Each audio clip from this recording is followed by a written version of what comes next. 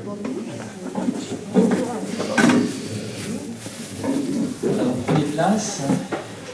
N'hésitez pas à vous avancer devant.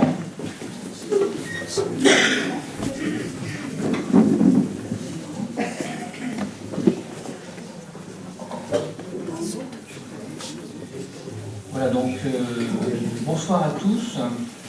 Soyez les bienvenus pour ce deuxième rendez-vous. Nous sommes en marche pour pouvoir essayer de mieux comprendre l'Église. Nous sommes heureux d'accueillir donc Bernard Michelet, prêtre du diocèse qui a passé quelques années ici en Berrieux. Certains vous le connaissez, mais tout à l'heure il prendra le temps aussi de se présenter. Alors nous sommes en marche pour plusieurs rendez-vous. L'Église, appelée à annoncer au monde la bonne nouvelle de l'Évangile, vit parfois des moments difficiles. Nous entendons beaucoup parler de la question du cléricalisme et de scandales ou contre-témoignages qui touchent la vie de l'Église. Nous savons qu'il est important d'ouvrir un espace de parole pour essayer ensemble de répondre à ces interrogations et de vivre avec l'Église une transformation. Cependant, il est bon de pouvoir comprendre l'Église non pas d'après les médias, mais d'essayer de la découvrir et de la comprendre dans le plan de Dieu. Et c'est pourquoi 4 rendez-vous sont proposés avec les pères Roland Varin et Bernard Michelet pour pouvoir mieux comprendre l'Église. Nous avons eu un premier rendez-vous donc le mois dernier, le 22 janvier, avec le père Roland Varin. Le Christ a aimé l'Église et s'est livré pour elle. C'était l'occasion de découvrir l'Église à partir des Écritures, son enracinement dans les Écritures. L'Église qui est mystère, puisqu'elle découle de Dieu et du Christ. Elle fait aussi appel à la foi, puisqu'elle dépasse ce que nous voyons. L'Église est mystère. Et aujourd'hui, avec Bernard, nous allons nous arrêter plus particulièrement sur le cléricalisme. On entend souvent parler de cléricalisme, mais qu'est-ce que le cléricalisme ? Le thème, le titre qu'il a choisi, c'est le cléricalisme, l'Église perd la tête. Et puis il y avait sa présentation que je me permets de relire à cette soirée. Le cléricalisme ecclésial est la perversion des fonctionnements de l'autorité de l'Église. Il est un renversement de ce qu'est l'Église, un corps dont la tête est le Christ. Nous découvrirons qu'il est l'antithèse du peuple de femmes et d'hommes appelés par Dieu, signe de l'humanité que celui-ci peut rassembler par son Fils Jésus-Christ. Alors pour le déroulement de cette soirée, ça sera en 3 parties comme le mois dernier. Dans un premier temps, une conférence, un exposé de Bernard sur le thème. Et après, nous allons nous retrouver des petits carrefours de 4-5 pour échanger, partager sur ce thème. Et puis après, il y aura un temps en ligne vraiment de questions-réponses avec Bernard. Et avant de se présenter, on va vous distribuer une feuille.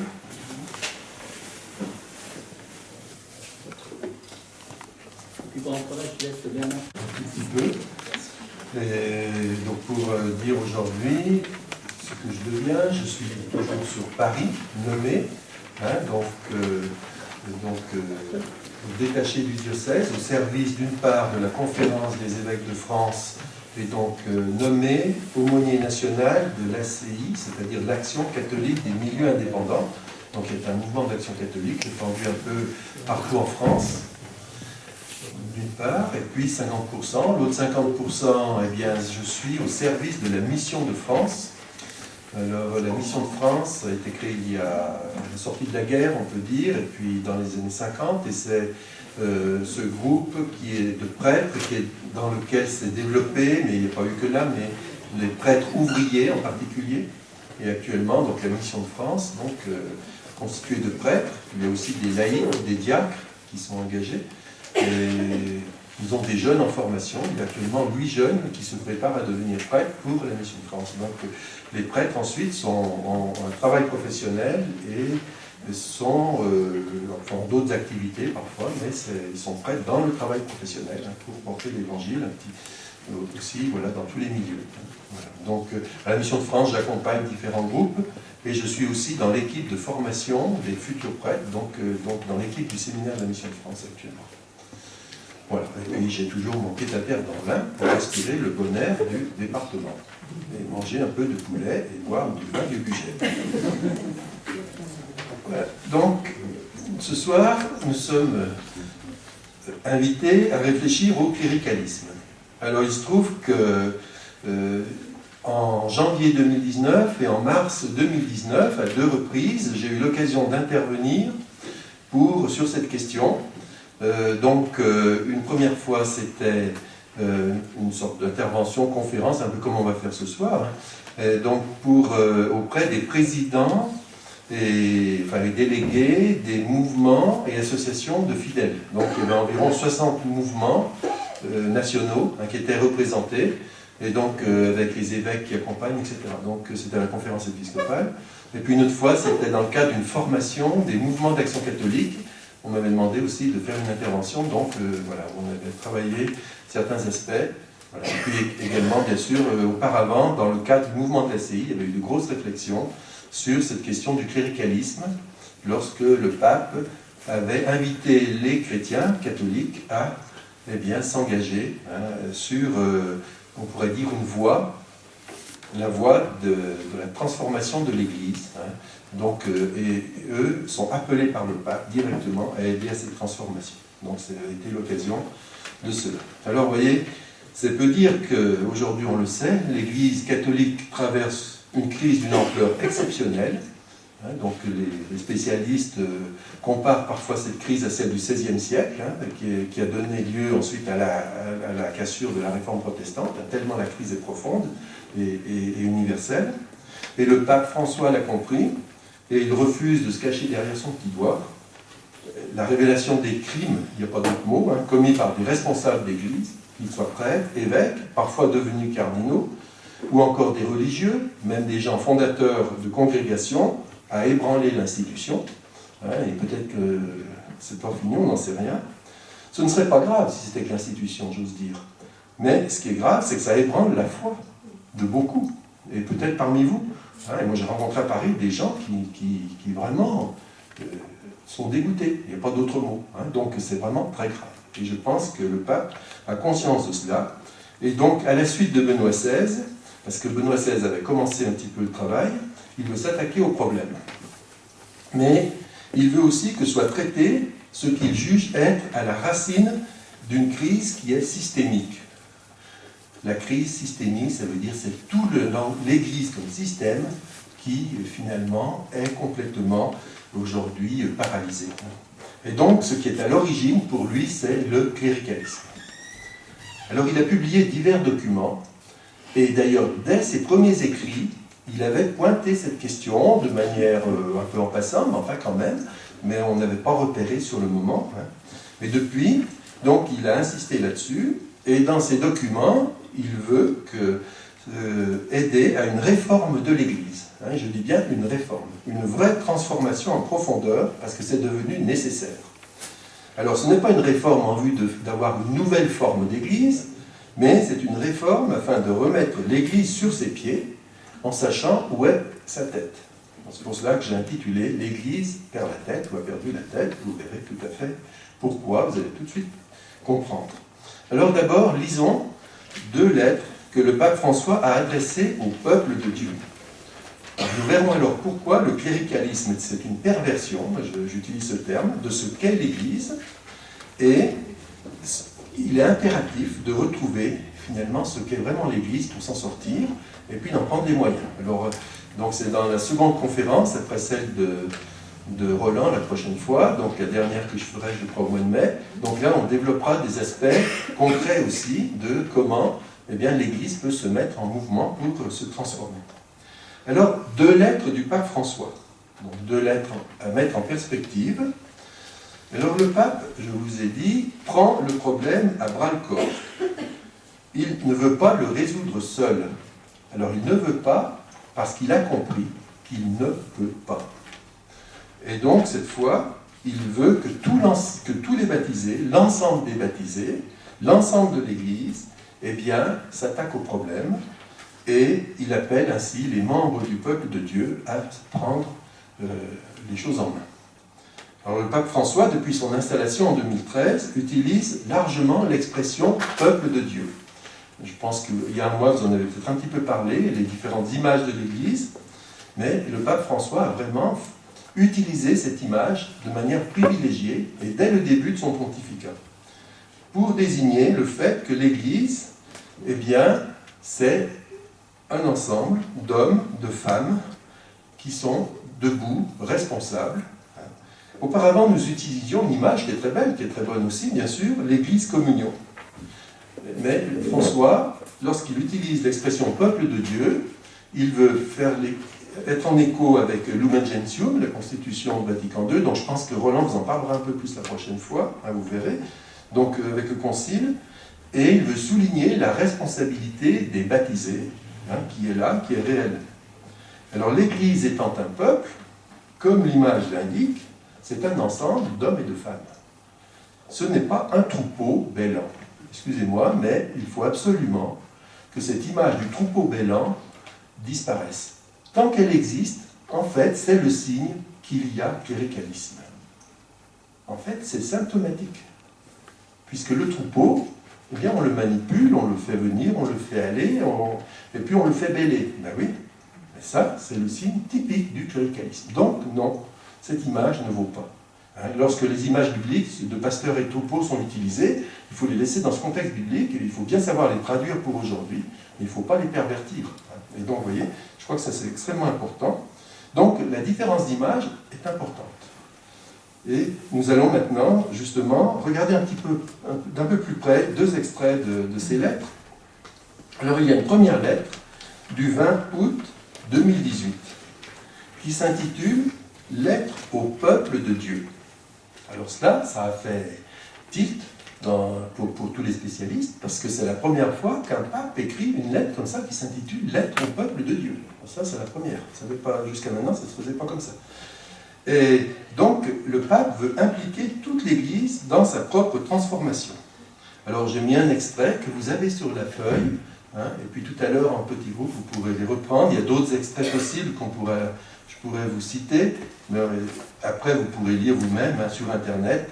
Vous tapez « Lettre au peuple de Dieu », vous la trouvez facilement pour tous ceux qui veulent la lire. Alors, ici, le pape, dans le petit paragraphe que j'ai choisi, eh bien, mentionne le fait qu'il invite le peuple de Dieu, le peuple saint, peuple fidèle de Dieu, à exercer, alors c'est par rapport à la crise donc, des abus, donc il dit, à l'exercice pénitentiel de la prière et du jeûne, conformément au commandement du Seigneur. Alors on va lire et puis on va expliquer après. Parce que vous allez me dire, si c'est que ça, s'il nous appelle à jeûner, ce n'est pas forcément ce qu'on attendait. Pour réveiller notre conscience, notre solidarité et notre engagement en faveur d'une culture de la protection et du jamais plus à tout type et forme d'abus. Il est impossible d'imaginer une conversion de l'agir ecclésial sans la participation active de toutes les composantes du peuple de Dieu. Alors ça, c'est une phrase extrêmement importante, puis je vous en dirai un autre petit extrait. Alors pourquoi j'ai quand même gardé cette petite citation qui évoque la prière et le jeûne? Bon, d'abord, ça ne fait pas de mal, mais c'est aussi que le pape, en invitant à prier et à jeûner, fait référence, et donc la référence est portée, c'est Matthieu 17, 21. Donc dans ce verset de l'Évangile, en fait, on trouve cela, Jésus dit, et ces démons qui nous envahissent, on ne peut les chasser que par la prière. Vous n'avez pas réussi à les chasser, mais parce qu'on ne peut les chasser que par la prière. Alors, cela signifie que nous sommes dans une situation véritablement dangereuse, véritablement catastrophique. Et donc, ce verset de l'Évangile évoque cela. Cela renvoie aux démons que l'on ne peut chasser que par la prière et le jeûne. Le pape souligne qu'on doit entrer dans un travail de conversion profonde. Alors, dans d'autres passages de la lettre, il évoque la conversion qui concerne tout le peuple de Dieu. Alors, tout à l'heure, je poursuivrai avec cette notion de peuple de Dieu. Le peuple de Dieu, c'est bien sûr l'ensemble des baptisés. Dans cet ensemble des baptisés, il y a beaucoup de monde, il y a même des évêques. Parce que figurez-vous, pour être évêque, il faut commencer par être baptisé. Donc, c'est extrêmement important de relever qu'on s'adresse à tout le monde. Donc ça ne veut pas dire des laïcs contre des évêques ou contre, voilà, ou de la hiérarchie, c'est pas ça du tout. C'est vraiment toute une dynamique de tous pour une transformation profonde. Et donc d'abord une conversion. Alors voilà pourquoi je gardais cette expression. Et puis il poursuit avec les expressions qui portent pour réveiller notre conscience.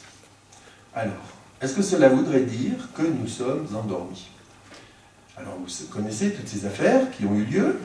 Donc on sait que du côté de la hiérarchie, c'est la catastrophe. Hein, il n'y a pas beaucoup d'autres mots à utiliser pour dire le drame que nous vivons. Mais côté des laïcs, cette fois, hein, pour les distinguer, eh bien, c'est pas toujours si brillant parce que, eh bien, il y a cette omerta qui est là et que finalement tout le monde se complaît à ne pas trop vouloir. Voilà, on met les saletés sous le tapis, hein, et on ne veut pas trop regarder. Donc, je crois qu'ici, il y a quelque chose d'important. Il faut réveiller notre conscience. Alors, conscience, ben, derrière ce mot, on peut mettre, il y a conscience morale, mais il y a aussi conscience évangélique, hein, plus fondamentalement. Hein, donc, je crois que ça, c'est important. Et puis également, il utilise le mot solidarité, hein, pour réveiller notre conscience, notre solidarité et notre engagement en faveur d'une culture de la protection, etc. Donc, même chose, est-ce que nous sommes solidaires? Est-ce que le monde catholique est solidaire, non pas dans l'omerta, pour masquer tout ce qui ne va pas, mais au contraire, dans la volonté évangélique d'avancer et de transformer les choses quand elles ne vont pas, et puis bon, de les faire fleurir quand elles vont, et que voilà, disons, travailler là où l'on est, parce que l'Église vive. Donc, le sens de la solidarité, voilà aussi un mot extrêmement important, hein, parce que chacun dans son coin, eh bien, on ne fait pas une Église si on ne se solidarise pas en faveur du bien à poursuivre, hein, bien sûr, et pas une solidarité dans le mal. Conscience endormie, solidarité insuffisante, voilà, des choses, des éléments qui sont cause du mal, hein, que nous connaissons. Alors, dans les composants du peuple de Dieu, je disais, eh bien, se trouvent les ministres. Donc, tout le monde est concerné quand on parle de peuple de Dieu. Nous pensons bien sûr aux évêques, aux prêtres, mais n'oublions pas les diacres, qui sont ordonnés et qui ne sont pas laïcs, hein, mais qui sont dans le peuple de Dieu. Et puis le pape, qui est l'évêque de Rome, il est membre du peuple de Dieu. Il est d'abord membre du peuple de Dieu. Donc, il faut véritablement envisager l'Église sous cet angle-là, pour commencer, pour être à l'unisson de ce que le Concile Vatican II a bien mis en valeur, hein, donc le peuple de Dieu. Alors, ça c'est facile à dire, hein, mais maintenant il faut en tirer les conséquences, et c'est ce que demande le pape, et il insiste pour que les baptisés prennent véritablement une place, leur place, une grande place, une place renouvelée, voilà, dans le peuple de Dieu. Alors je vous lis une petite autre citation, hein, donc voilà, que vous n'avez pas sur les feuilles, mais simplement qui va dans le même sens. Il est nécessaire que chaque baptisé se sente engagé dans la transformation ecclésiale et sociale dont nous avons besoin. Donc, il ne faut pas simplement dire, bon, il faut faire que, il y a qu'à, etc., et puis c'est aux autres de faire. Non, mais nous, on fait. Tout le monde fait. Tout le monde est sur le pont, et il faut s'y mettre. Une telle transformation nécessite, alors maintenant je renvoie à ce que je disais au début, la conversion personnelle et communautaire, et nous pousse à regarder dans la même direction que celle indiquée par le Seigneur. Voilà, donc c'est un mouvement de toute l'Église, voilà, avec une démarche de conversion pour, eh bien, travailler à transformer ce qui est nécessaire de transformer. En fait, si on y réfléchit, ce n'est jamais que la vie de l'Église qui est toujours comme ça. Théoriquement, en fait, on est toujours en état de transformation, de conversion, en définitive. Hein, c'est jamais autre chose. On n'est pas, comment dire, ce n'est pas l'accomplissement du royaume, n'est pas là encore. Hein, donc le royaume est présent, en germe, mais il n'est pas pleinement accompli. Alors, ça, c'est un petit écho que je vous donne de cette lettre du peuple de Dieu, donc qui est une lettre universelle, hein, du 20 août 2018. Et cette lettre cite à plusieurs reprises une seconde lettre que j'ai mise, mais qui est antérieure, qui est datée du 31 mai 2018 et qui s'appelle « Lettre au peuple de Dieu en marche au Chili ». Alors j'ai traduit ainsi, bon, on peut voir comment traduire. Hein, donc cette lettre, elle est, parce que vous vous rappelez un tout petit peu, en début 2018, toute la crise du Chili, hein, de l'Église. Donc ce qui s'est passé, c'est que le pape s'est trouvé affronté au mensonge même d'évêques chiliens, c'est-à-dire qu'ils lui ont masqué des choses dans lesquelles ils étaient impliqués. Enfin, c'est absolument une histoire incroyable. Hein, donc il ne s'agit pas de revenir dessus, mais du coup, après, il a écrit cela, enfin, après, il y a eu différents actes. Hein. Et donc, cette lettre, en espagnol, elle s'intitule, elle est la lettre Al pueblo de Dios que peregrina en Chile, c'est-à-dire au peuple de Dieu qui pérégrine, qui avance, qui marche au Chili. Donc, au peuple de Dieu. Même chose. Hein. Alors, ce texte est percutant. Alors, même chose, vous cherchez, vous trouverez sur Internet. Alors, il est peut-être un peu moins, on l'a un peu moins, il est en espagnol facilement, en français on le trouve quand même. Et le texte est très percutant, parce qu'il a été rédigé dans un contexte très particulier, qui était vraiment dramatique, et pourtant il est très audible, et il est repris en partie dans la lettre qui suit au mois d'août. Hein, donc c'est pour cela que ça vaut le coup de le regarder de près si on veut. La clé de voûte du texte, c'est le fait que le peuple des baptisés a reçu l'onction de l'Esprit Saint, la chrismation. Donc il fait corps avec son Seigneur, le Christ. Alors je pense dans les images de l'Église, vous avez entendu parler de l'Église corps du Christ. Bon, vous allez me dire, bah oui, on en entend parler, en plus de ça c'est assez classique, hein, bien sûr, mais c'est d'en tirer les conséquences, hein, qu'est-ce que ça signifie. Alors je cite deux petits extraits de cette lettre. Donc d'abord, le premier, le saint peuple fidèle de Dieu. Donc on a cette formule, saint peuple fidèle. Alors ça fait un petit peu vieillot si vous voulez sur les bords. Bon, il ne faut pas vous attacher à la vieillerie, hein, mais il faut voir le sens. Hein. Et oint, ça veut dire il a reçu l'onction, hein, c'est-à-dire la chrismation, c'est le même mot qui est utilisé pour l'onction de baptême, l'onction de la confirmation, vous voyez, hein, donc c'est ça. Donc il est oint de la grâce du Saint-Esprit, donc ça c'est le saint peuple, tout le peuple de Dieu. Par conséquent, voilà, qu'est-ce qu'il dit? Lorsqu'il s'agit de réfléchir, de penser, d'évaluer, de discerner, nous devons être très attentifs à cette onction. Chaque fois qu'en tant qu'Église, que pasteur, que personne consacrée, nous avons oublié cette certitude, nous perdons notre chemin. L'onction, c'est pour tous les baptisés. Et alors, ce que le pape est en train de dire, il faut, lorsqu'il s'agit de réfléchir, penser, évaluer, discerner, il faut être attentif au fait que tous les baptisés, eh bien, en fait, ils sont Christ, hein, ils sont christifiés, hein, parfois on peut utiliser un peu cette formule, et du coup, en tant qu'Église, en tant que pasteur ou personne consacrée, il ne faut pas l'oublier. C'est pas parce que quelqu'un est prêtre ou religieux qu'il serait entre guillemets plus. Non, il n'y a pas de plus.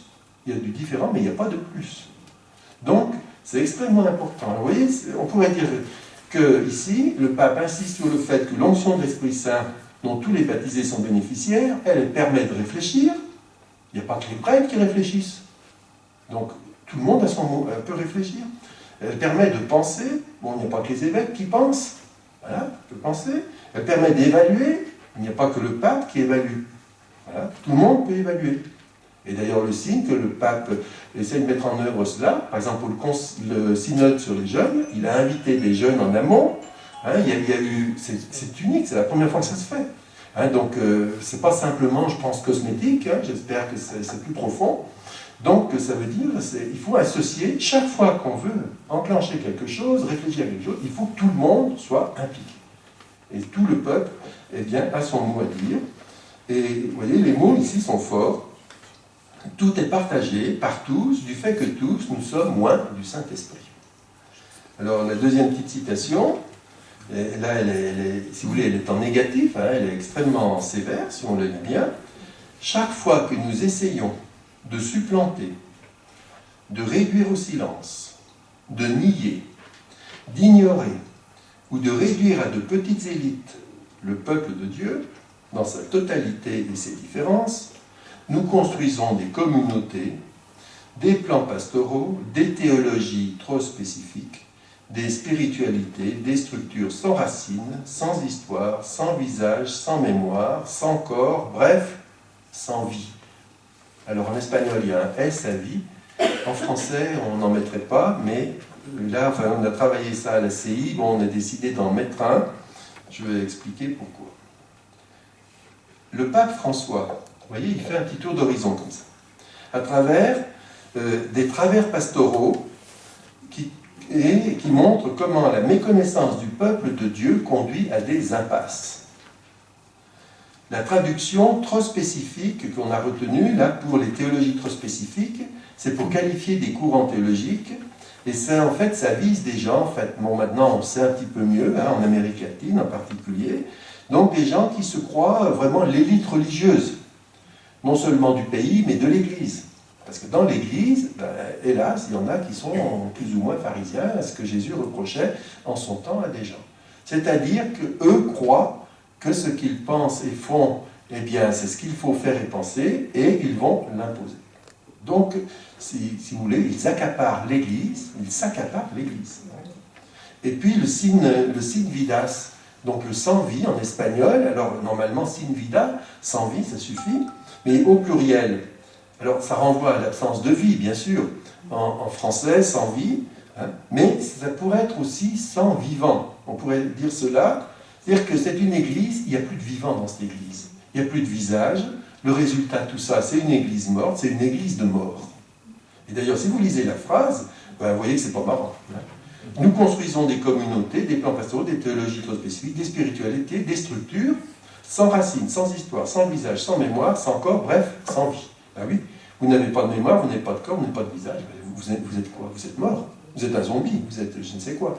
Donc, vous voyez, il souligne le fait que chaque fois que nous essayons de réduire au silence, de nier, d'ignorer, voilà, le peuple de Dieu, ou simplement de le réduire à un petit groupe qui a mis la main dessus, mais si on n'écoute pas tout le peuple de Dieu dans son ensemble, parce que c'est ça l'idée derrière, il faut écouter tout le monde, y compris des chrétiens qui, bon, voilà, sont là, mais il ne faut pas les juger parce qu'ils ne vont pas à la messe tous les dimanches, je ne sais pas quoi, mais qu'ils ont quand même quelque chose à dire qui vaut quand même le coup. Vous voyez, c'est ça qu'il y a derrière, hein, c'est ça qu'il veut dire. Et donc, il dit qu'il faut écouter absolument tout le monde. Et si on ne le fait pas, eh bien, on est dans une église de mort au pluriel. Voilà. Nous sommes comme des ombres.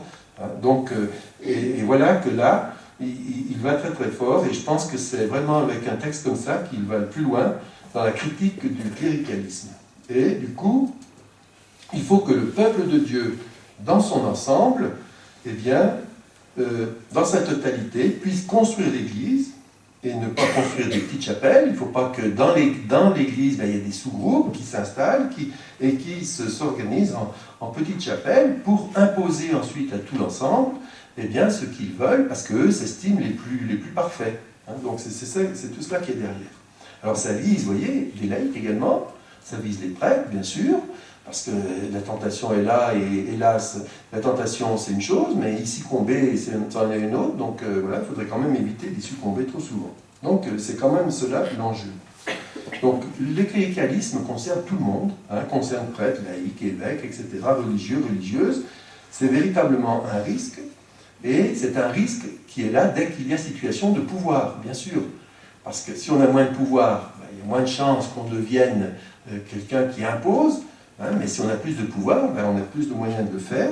Hein, et puis, quand on a du pouvoir, ben on a la possibilité de la rétention d'informations, on a la possibilité de... etc. Donc, on fait pas vivre une communauté, on ne fait pas vivre une église. Hein, donc, c'est cela qu'il vraiment veut essayer d'éradiquer. Et du coup, il faut maintenant voir que l'église retrouve sa tête. Et ça m'introduit à la seconde partie, que j'ai intitulé. Donc la première, si vous voyez, c'était les 2 lettres du pape. Hein, donc essayez de les mettre en perspective. Donc la lettre du 20 août 2018, la lettre du 31 mai 2018. Et maintenant, en deuxième partie, je propose une petite réflexion sur le corps Église et sa tête. Donc vous avez parlé de l'Église, corps du Christ. Hein, donc là, donc je voudrais essayer de vous aider à avancer sur plus de précision là-dessus. Je lis aussi, par exemple, dans la lettre adressée au peuple de Dieu au Chili.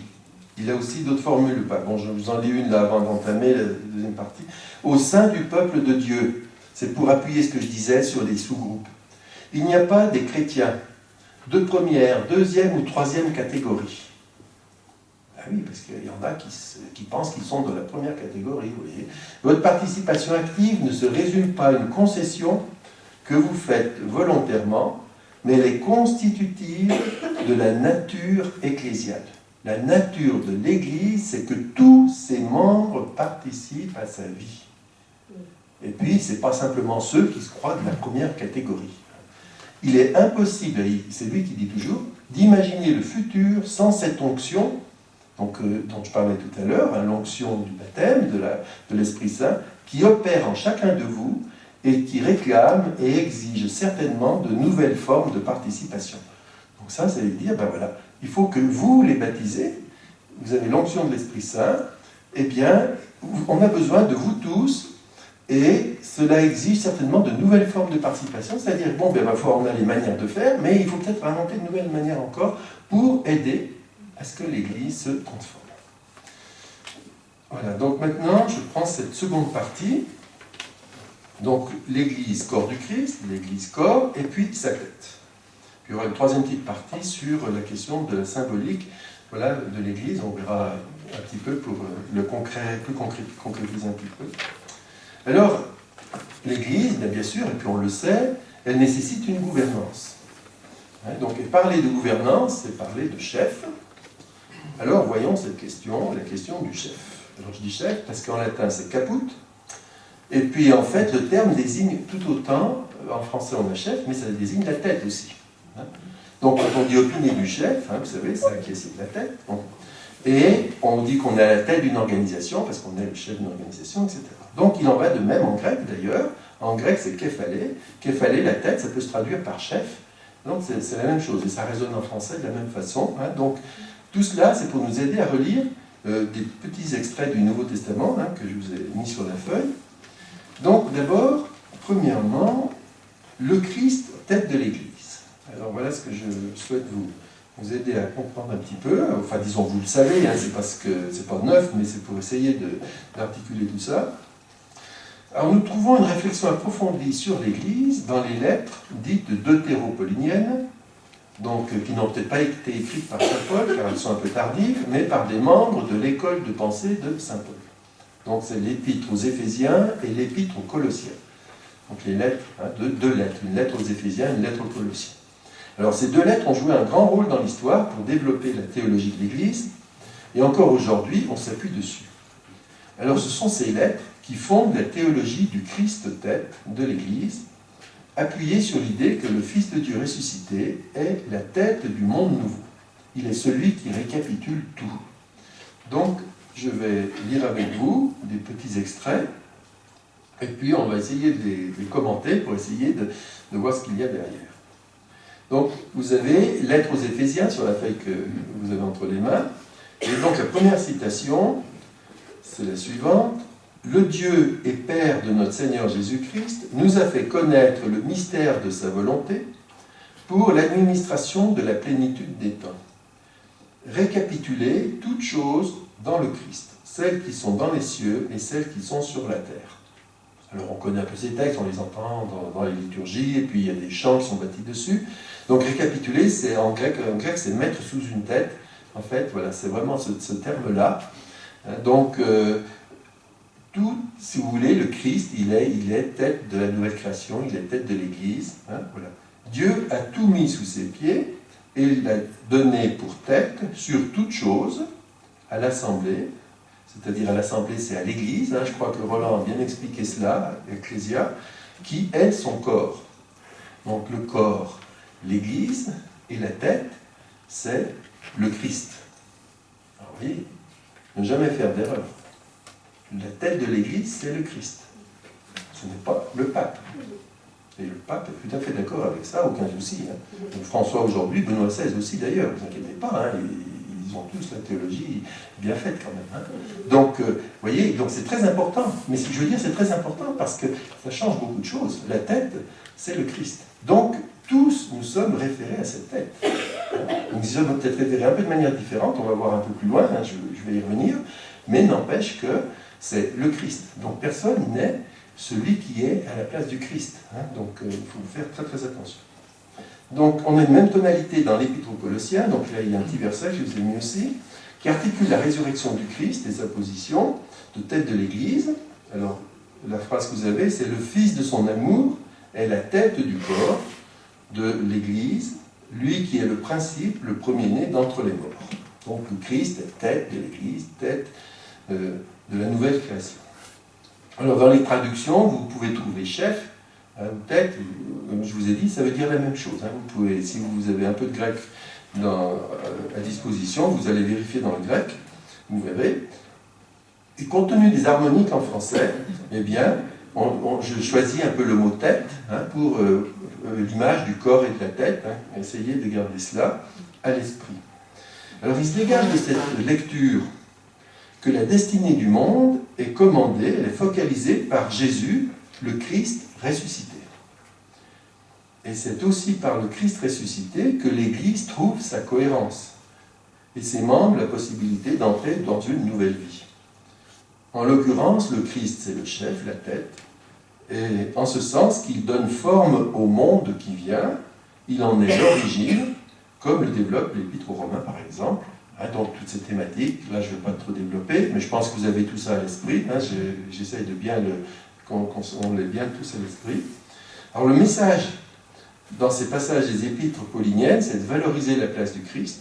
L'univers et l'Église sont ordonnés à Jésus de Nazareth, établi Christ et Seigneur, Fils de Dieu ressuscité.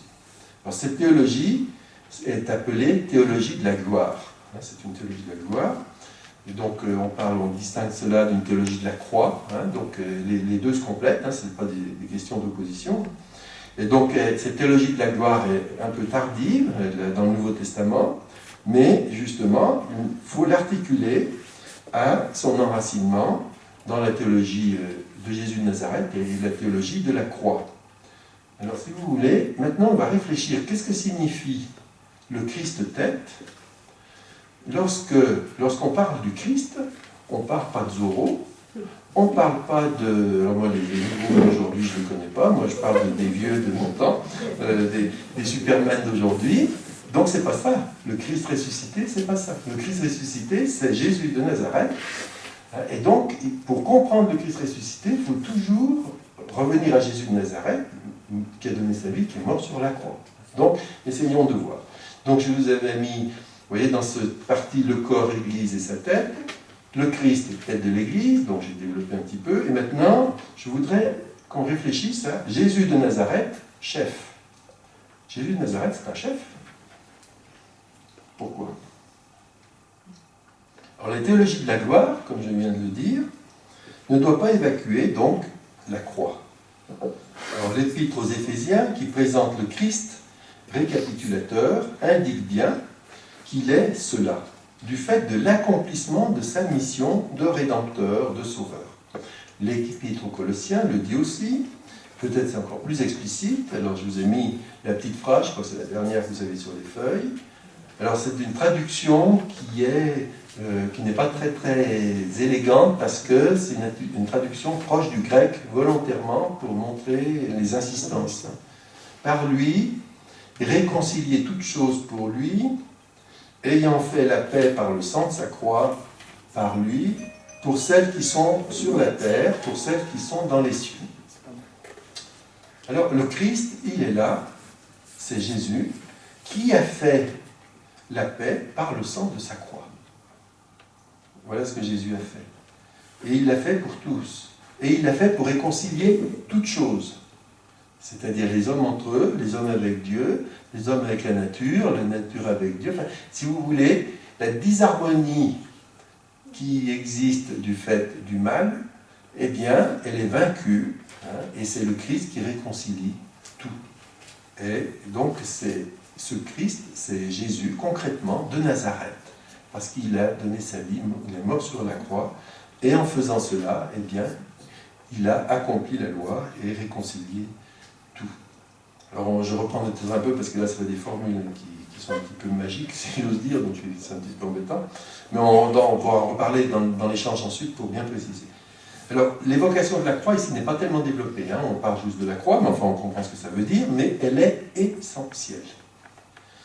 La croix, elle est prise ainsi, on va dans la littérature paulinienne, comme un concept. Elle exprime le salut qui vient par Jésus, qui est vraiment mort et ressuscité. Voilà, c'est ce qu'on veut dire. Quand on dit la croix dans Saint Paul, ça veut dire beaucoup de choses, c'est pas simplement l'événement, mais c'est cet événement porteur, hein, voilà, de salut. Donc, il importe de souligner que la tête de l'univers, la tête de tout le créé même, qui est largement plus grand que l'univers, la tête de l'Église, et donc c'est la tête de la création nouvelle qui est en cours, hein, qui se met en place, eh bien, n'est ce qu'elle est que parce qu'elle est Jésus de Nazareth ressuscité. Le Christ, c'est Jésus de Nazareth ressuscité. Et s'il y a un développement d'une théologie de la gloire, il ne faut pas oublier qu'il faut penser cette tête, ce chef, eh bien, non pas à l'aune des chefs humains, mais à l'aune de Jésus de Nazareth, mort sur la croix. Qu'est-ce que ça veut dire? Jésus de Nazareth, c'est un vrai chef. On va parler d'un chef, il est mort sur la croix. Et c'est ça, c'est le retournement que dit saint Paul. Hein, vous savez, par moments, saint Paul dit, c'est sagesse pour ceux qui sont disciples, mais c'est folie pour les païens. Voilà, hein. Donc, ici, on a un renversement. Il faut avoir ce renversement à l'esprit, c'est très important pour l'après, et pour cette question du cléricalisme. Vous allez tout de suite voir. Avec Jésus qui meurt en croix, c'est l'image à jamais brisée de la conception des pouvoirs humains projetés sur Dieu. Les récits de la Passion, dans les trois évangiles, Saint Matthieu, Saint Marc, Saint Luc, ou bien Saint Jean, expriment cette idée. Il n'y a pas plus de tête chef de l'Église qu'en Jésus en croix. Alors dans Saint Jean, c'est très fortement marqué. Jésus en croix, il est magnifié, il est mort, mais il est en même temps éblouissant, il est ressuscité quasiment sur la croix. C'est vraiment très très fort. Vous voyez? Ça veut dire que le pouvoir, dans le sens humain, est récusé par Dieu pour appeler les humains à lui.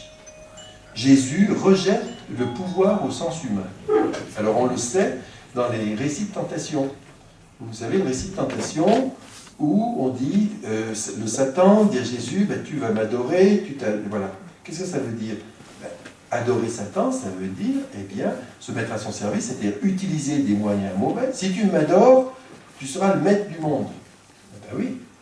Celui qui veut réussir à dominer le monde, s'il utilise des moyens mauvais, il a quelque chance d'y arriver. Jésus refuse cette tentation. Et il dit non, non, et c'est la volonté de Dieu qui me permet d'avancer dans la vie, donc il rejette la tentation.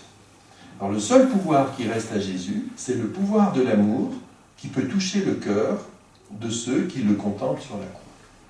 Donc Jésus ne s'impose pas, il se montre, il se donne comme cela à voir.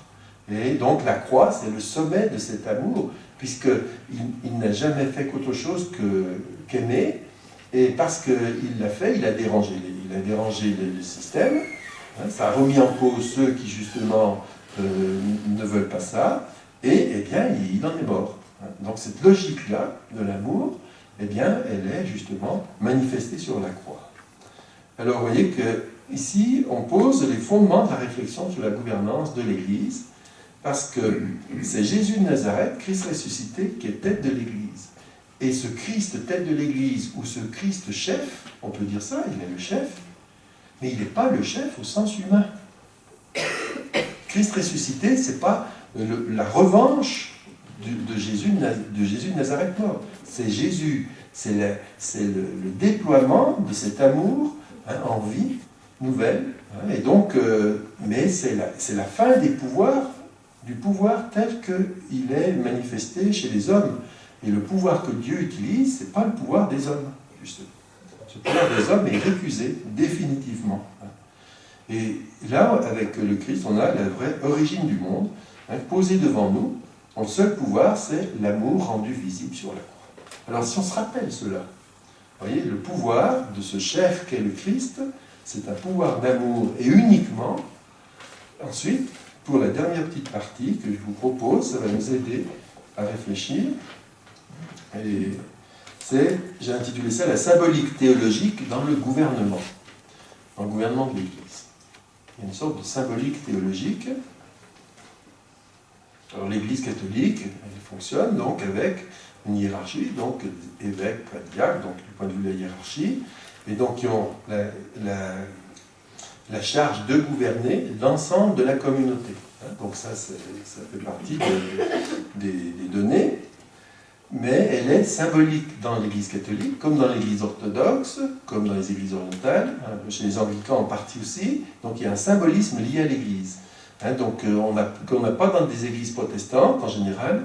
Les églises protestantes, elles, disent, je crois que Roland aussi vous a parlé de ça, c'est un rassemblement des croyants. L'église protestante, c'est beaucoup plus comme ça, un rassemblement des croyants. Ce n'est pas une réalité en soi qui porte un message comme communauté. C'est davantage simplement pragmatique. On pourrait dire Luther, c'est ce qu'il voulait. Non, l'église, c'est l'organisation pratique, parce que de toute façon, il en faut une, mais voilà. Donc, l'affirmation théologique, c'est que le Christ est la tête de l'Église, et la base des ministères ordonnés, maintenant je vais essayer de la donner pour comprendre un petit peu. Alors, nous avons saisi que tout nous vient par le Christ. Saint Paul nous dit, notre gloire, c'est d'être les bénéficiaires du don de la vie que Dieu nous offre. Finalement, c'est d'être vivants du fait de l'Esprit Saint qui nous est donné. Et vous voyez, nous sommes dans un schéma, on pourrait dire, bipolaire. Il y a un don. Il y a Dieu, Dieu nous donne. Tout humain reçoit. Il reçoit tout de Dieu. Il reçoit la vie, il reçoit le salut, il reçoit la bénédiction, toutes les bénédictions que l'on veut. Donc, on reçoit tout de Dieu. Alors, ça, c'est la structure de la foi chrétienne. Et c'est ce schéma, cette structure qui est rendue visible dans l'Église. Dans l'Église, eh bien, il y a le schéma, vous voyez, bipolaire. On a quelqu'un qui préside la communauté, donc il va présider l'Eucharistie, le prêtre, ou qui va présider un autre sacrement, par exemple. Et puis ceux qui sont là. Et donc c'est dans le jeu relationnel entre les deux, il faut qu'il y ait les deux, eh bien, que est manifesté ce qui est ce qui se passe, c'est-à-dire que Dieu donne. Donc on pourrait avoir un schéma religieux autre, ça existe, c'est le schéma immanentiste, où on aurait le groupe qui, d'une certaine manière, sanctifie. Tandis que là, pour montrer que c'est Dieu qui nous donne, il y a toujours un schéma par exemple, on ne se baptise pas, on est baptisé. Donc ça, c'est parce que c'est pour souligner cela que c'est Dieu qui donne. Voilà. Donc il y a toujours cette bipolarité. Dans toutes les églises chrétiennes, c'est vraiment une caractéristique très forte dans le christianisme. Donc c'est cela qui est symbolisé dans le fonctionnement de l'Église. Et dans le fonctionnement de l'Église, les ministères ordonnés d'évêques, de prêtres sont articulés à la structure ecclésiale et ils désignent le Christ tête. Alors le ministère diaconal, il est un peu particulier, il va renvoyer au Christ serviteur, il ne renvoie pas au Christ tête, le ministère diaconal. Bon là, je ne vais pas développer les diacres, mais excusez les diacres, on fera peut-être un petit peu plus la prochaine fois, remarquez, parce que la prochaine fois, sur la synodalité, tout ça, ça va être plus avec le diaconal, de cette manière. Mais ici, donc la symbolique de la tête, on a dit, le Christ est la tête de l'Église. Alors dans le schéma catholique ou orthodoxe, la symbolisation de la tête, c'est l'évêque, et puis entouré du prêtre, et puis donc qui symbolise cette tête, et puis donc pour tous ceux qui sont là, l'assemblée qui est là. Et donc l'Église, bien sûr, elle nécessite une organisation, et donc ce sont ceux-là, donc évêques et prêtres, qui ont la charge du gouvernement, donc dans l'Église. Donc c'est un gouvernement très concret, et c'est un gouvernement qui est signe du Christ tête qui gouverne son corps. Alors, quand on dit cela, il y a deux choses qui vont apparaître. Donc l'ordination, d'abord, c'est un sacrement. Elle est un signe. Ça veut dire que le ministre ordonné a pour mission de renvoyer au Christ tête. il n'est pas le Christ tête. Je crois même que Roland a dit ça un petit peu quelque chose, parce que j'ai essayé d'écouter ce qu'il avait dit, vous avez dit il y a un mois. Alors, voilà. Donc il n'est pas le Christ tête. Mais il renvoie au Christ tête. En d'autres termes, l'exercice du ministère d'évêque ou de prêtre, il est relatif au Christ tête, dont nous venons de dire que ce Christ tête, c'est Jésus de Nazareth, mort et ressuscité, qui gouverne comment? En manifestant de l'amour. Donc, le critère pour juger du bon gouvernement, c'est est-ce qu'on renvoie bien à Jésus de Nazareth qui ne gouverne que par un amour, l'amour d'autrui. Donc, il ne gouverne pas par la contrainte, il ne gouverne pas par la pression, il ne gouverne pas par la colère, il ne gouverne pas par les caprices, je ne sais pas pourquoi, moi je dis ça pour... Vous voyez? Donc, c'est très important. On renvoie à Jésus de Nazareth. Comment il s'est comporté pour penser le Christ tête, et quand on est prêtre ou évêque, c'est ça qui donne une idée. Je pense que d'ailleurs, ça guide quand même un certain nombre d'évêques et de prêtres, j'espère bien. Mais enfin, en tout cas, vous voyez qu'on est aux antipodes du cléricalisme pour le coup. Le cléricalisme, c'est l'inverse justement. C'est de fonctionner par contrainte, par manipulation, etc. Non, Jésus ne fait pas ça. Donc la manière de gouverner, voilà. Et un autre élément qui est à prendre en compte, qui concerne les modalités de l'exercice du gouvernement, pleinement homme, mais uniquement homme, chargé d'indiquer que l'Église est conduite par le Christ tête, les ministres ordonnés doivent employer les moyens humains les meilleurs pour porter au mieux le signe dont ils ont la charge. Parce qu'un prêtre, bon, j'en suis, on est limité, on a etc. On peut avoir aussi on fait des choses qui ne sont pas forcément réussies tous les coups. Mais si c'est volontairement que l'on utilise des moyens, c'est ce que Jésus a refusé au désert, des moyens un petit peu tordus pour être maître du monde, même si le monde c'est simplement sa paroisse, mais c'est vrai que, bien sûr, quand on est maître de sa paroisse, on est roitelet du village, c'est formidable. Hein. Donc, vous voyez, donc c'est ça le problème du cléricalisme. Donc, c'est cela contre quoi il faut lutter. Et en positif, ça veut dire, c'est revenir à, qu'est-ce que ça signifie? Gouverner au nom du Christ, tête, mais c'est-à-dire qui renvoie à Jésus de Nazareth, qui gouverne, on pourrait dire, ses disciples par l'amour. Voilà. Alors que les personnes soient impliquées dans l'élaboration des décisions et de leur mise en œuvre, n'empiète pas sur la responsabilité attachée au sacrement de l'ordre. Parce que parfois, c'est ce qu'on va dire, ah ouais, non, mais attends, ça c'est le prêtre, non, ou l'évêque. Bon, les évêques aussi, hein, j'en croise un certain nombre. Hein, donc voilà, on voit bien. Donc on sent qu'il y en a, voilà, ils sont évêques, bon, c'est bien. Hein, mais ils sont évêques, est-ce qu'ils sont évêques? Est-ce qu'ils ont bien pensé à tout ça? Il faut être vigilant. Alors je ne dis pas que c'est volontaire parfois, hein, mais on est dans un système aussi. Et je pense que comme prêtre ou comme évêque, il y a un vrai problème de système. Et je pense que c'est ce que le pape veut dénoncer aussi en disant qu'il faut s'attaquer à une espèce de culture, de mentalité qui fait que les choses tournent de travers parce qu'on est tellement imbu de fonctionnement. On a plaqué ça, on fait ça au nom de Jésus-Christ, mais on trahit le Christ en fait. On ne le fait pas en son nom. Hein. Donc voilà ce qui est à la racine. Donc du coup, on peut vraiment imaginer des figures concrètes de fonctionnement avec des ministères ordonnés. Avec les ministères ordonnés tels qu'ils sont, je veux dire, ça ne met pas par terre du tout le ministère ordonné.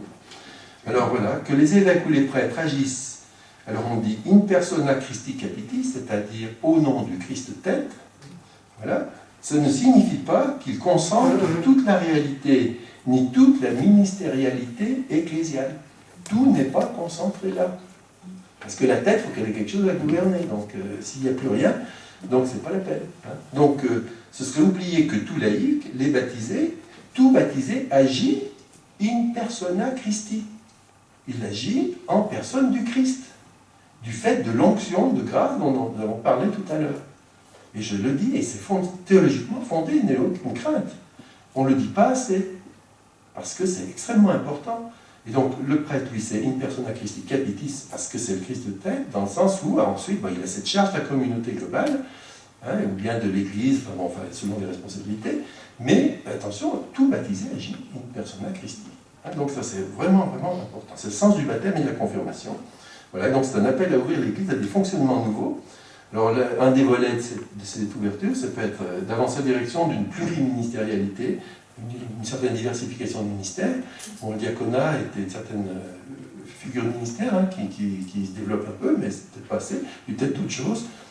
Donc, dans l'exhortation chère Amazonie, hein, qui est Rida Amazonia, donc là, il y a des petites idées en disant, voilà, il faut essayer de déployer des choses, mais là, c'est à l'état d'idées un petit peu pour le moment, mais pour souligner cela, que toute l'Église est engagée, qu'il y a une variété, mais qu'il n'y a pas une concentration. Parce que c'est un petit peu ce fonctionnement de concentration qui existe dans l'Église catholique qui nous conduit à cette impasse aujourd'hui. Voilà, donc ça, c'était un petit peu l'aspect un peu plus concret, pour essayer de rattacher au cléricalisme, à ce détour par le Christ-tête, tout ça. Voilà. Bon, j'espère que vous n'êtes pas tous morts. Vous ne faites pas de bruit, alors je me demande. Bon, voilà, donc maintenant, je vous ai mis, vous avez sur la feuille, donc les citations que je vous ai remises. Donc ce que vous pouvez faire, vous voyez, c'est vous voyez, je crois que vous fonctionnez comme ça une fois, en 4-4, 6-6, là. Donc, essayez de vous dire, ben vous, comment ça résonne, cette question du Christ-tête, cette question de ministère ordonné, ou bien d'autres choses, l'appel du pape, par exemple, à tous les laïcs, à se prendre en charge, qu'est-ce que ça peut vouloir dire pour vous? Voilà, donc à partir de quelques citations, et puis des choses qui vous viennent, vous voyez, il faut être assez libre pour, voilà, on discute, ou sur ce que j'ai dit, s'il y a des questions, n'importe, il ne faut pas hésiter. Voilà.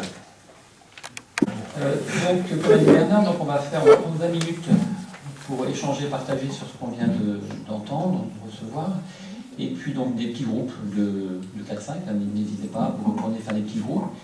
C'est peut-être bien aussi que peut-être dans le groupe, suite aux échanges, s'il y a des questions à faire remonter, s'il y a peut-être une personne qui pouvait être secrétaire, c'est toujours intéressant pour pouvoir faire remonter ces questions, mais en sachant que tout le monde peut poser des questions à Bernard dans le moment réservé pour cela. Donc on prend 20 minutes et puis on fait des petits groupes, des petits échanges. Voilà, on y va.